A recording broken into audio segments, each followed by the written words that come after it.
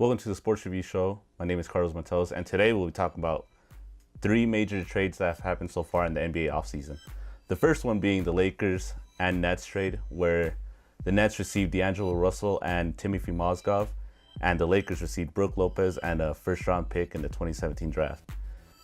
In my opinion, this trade worked out well for both sides, for the fact that the Nets got a young, rising player in D'Angelo Russell, and they did get Timothy Mozgov's horrible contract, but I mean that's not a bad price to pay for young talent that the Nets have.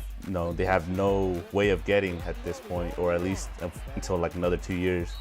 The Lakers also got rid of Mozgov's contract, and they got Brook Lopez. Even if he stays for just a season, you still get a high-scoring big man to develop with the young Lakers. And so, yeah, in my opinion, it's just a good overall trade for both sides, and we'll see how it works out next season.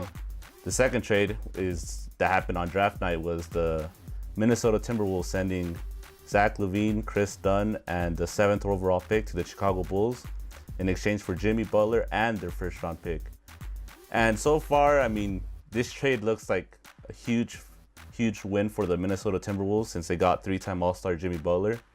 But I mean, I think we can really see how this trade ends up being in a year or two from now. I mean, Chris Dunn was a rookie. He had a very poor rookie season, but I mean, at the same time, he was playing under Coach Tom Thibodeau, who's notorious for not playing his rookies much.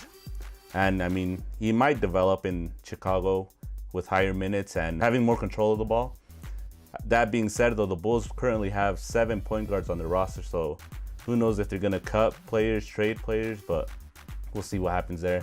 And Zach LaVine, I mean, before his ACL injury, he was averaging about 19 points a game, even though he was a third option on that Wolves team. So, I mean, if he can come back healthy and back to his athletic ways, I mean, we could be seeing a guy that could be most improved player next year for the Bulls. So for now, the Wolves are the winners in this trade, but a lot of things can happen in the future.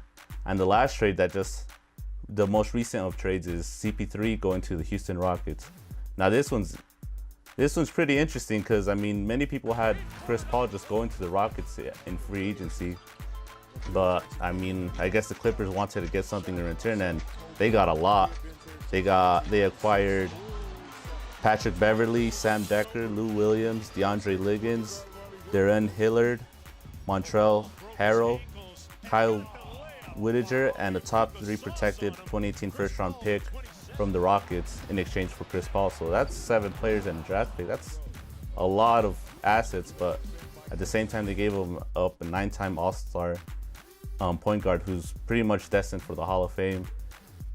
This move seems pretty good seems interesting for the Rockets, just for the fact that James Harden had a MVP style season playing point guard, and now he'll have to move back to the 2 spot. So we'll see how this works out in their favor next season. Maybe they might be a top 3 seed in the West.